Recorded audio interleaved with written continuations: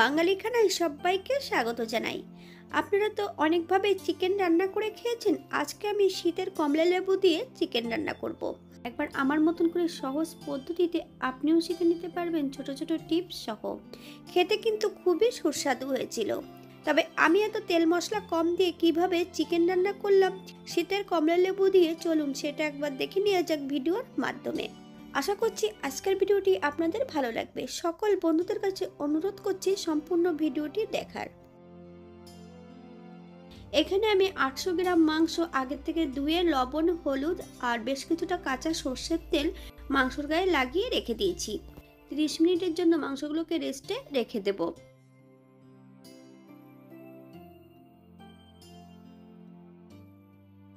এখানে আমি আগের থেকে বেশ কিছুটা ছোট আলু ভেজে নিয়েছি।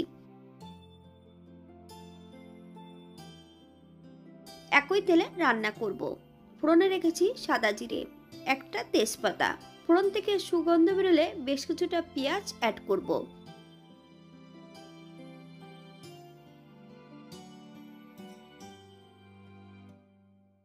এক চামচ লবণ, আপনার স্বাদ অনুসারে লবণটা অ্যাড করবেন। যথারীতি মাংসতে কিন্তু লবণ আগের থেকে অ্যাড করা আছে।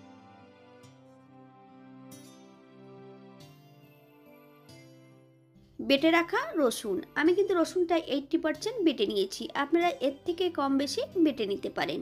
পেঁয়াজ রসুন থেকে যতক্ষণ কাঁচা গন্ধ ছাড়বে ততক্ষণ বেশ ভালো করে ভেজে নিতে হবে।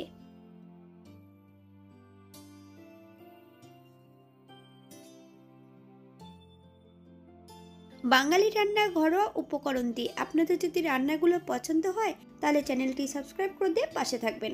পাশে থাকা বেলটি বাজিয়ে দেবেন, নইলে নিত্য নতুন রান্নার নোটিফিকেশন পাবেন না।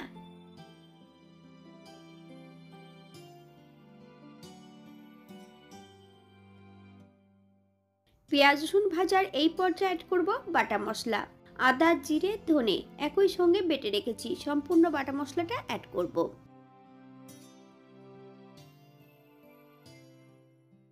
এক চামচ বাটা শুকনো লঙ্কা, আপনারা যদি পছন্দ করেন তাহলে লঙ্কার পরিমাণটা বাড়িয়ে দিতে পারেন। আমি এখানে রান্না করছি সম্পূর্ণ কিন্তু বাটা মশলায়, আপনারা গুঁড়ো মশলা দিয়েও এই রান্নাটা করতে পারেন। মশলা সহ পেঁয়াজ রসুন দিয়ে বেশ ভালো করে ভেজে নেব।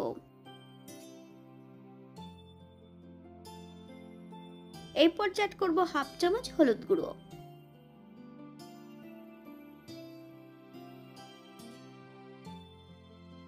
বেশ কিছুটা টমেটো,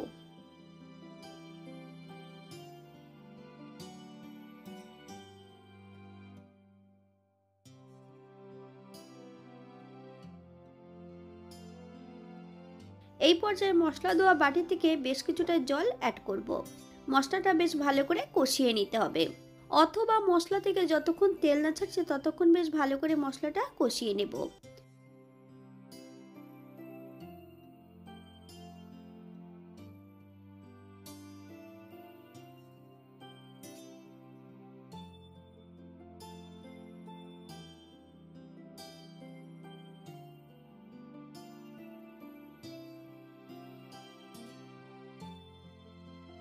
মশলা থেকে তেল ছেড়ে দিয়েছে। এই পর্যায়ে সম্পূর্ণ ম্যারিনেট করা মাংসগুলো অ্যাড করব। হাই ফ্লেমে 4 থেকে 5 মিনিটের মতন প্রথমে রান্না করে নিতে হবে।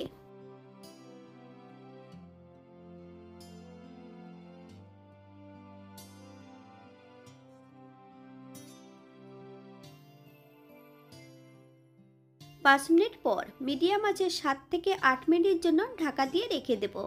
তবে শুধু ঢাকা দিয়ে রেখে দিলে হবে না, ঢাকা খুলে মাঝে মাঝে কিন্তু একটু নেড়ে চেড়ে দিতে হবে, নইলে কড়াইয়ের নিচটাতে লেগে যেতে পারে।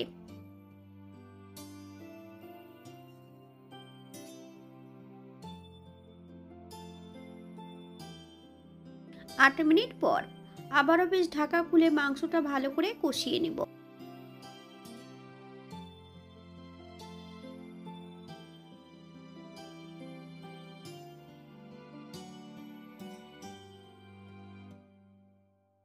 এই পর্যায়ে অ্যাড করব 1 চামচ কাশ্মীরি লঙ্কার গুঁড়ো, আপনারা যদি পছন্দ করেন তাহলে পরিমাণে বাড়িয়ে দিতে পারেন।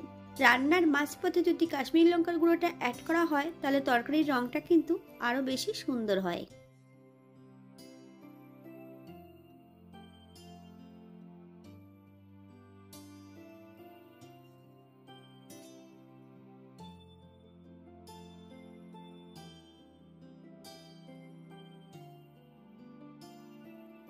এই পর্যায়ে অ্যাড করব ভেজে রাখা সম্পূর্ণ আলুগুলো। আলু ও মাংস সহ বেশ ভালো করে কষিয়ে নেব।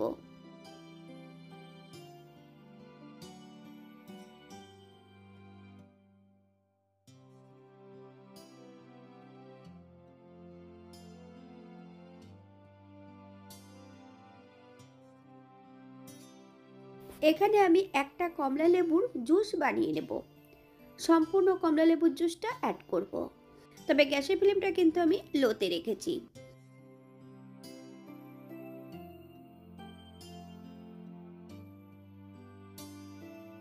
লো ফ্লেমে বেশ কিছু সময় রান্না করে নেব। আপনারা একবার স্ক্রিনের দিকে ফলো করবেন।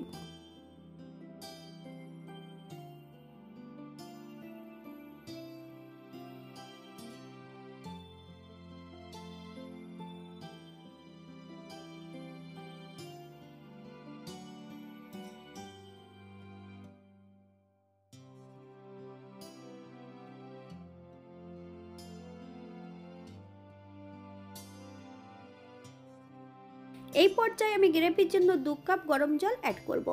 আপনাদের যতটা গ্রেভির প্রয়োজন আপনারা ততটা জল অ্যাড করতে পারেন।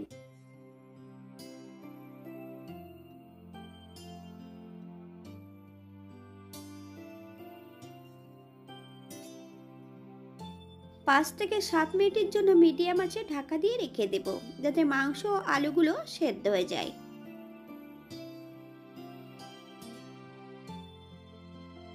8 মিনিট পর এই পর্যায়ে হালকা হাতে নেড়েচেড়ে নিতে হবে। বেশ কিছুটা গরম মশলা বাটা অ্যাড করব। আপনারা গুঁড়োটাও অ্যাড করতে পারেন। যারা ধনেপাতা পছন্দ করেন তারা অবশ্যই অ্যাড করবেন।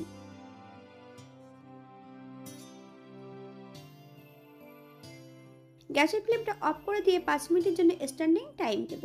তারপর সার্ভ করব। এটা দেখতে যেমন ভারী সুন্দর হয়েছে, এটা গরম ভাতে, রুটি, পরোটা সবকিছুর সঙ্গে অসম্ভব ভালো লাগবে।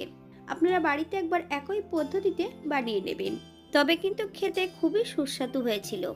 আপনারা যদি এখানে টক দই অথবা কাজু বাদাম বাটা পছন্দ করেন অ্যাড করতে পারেন।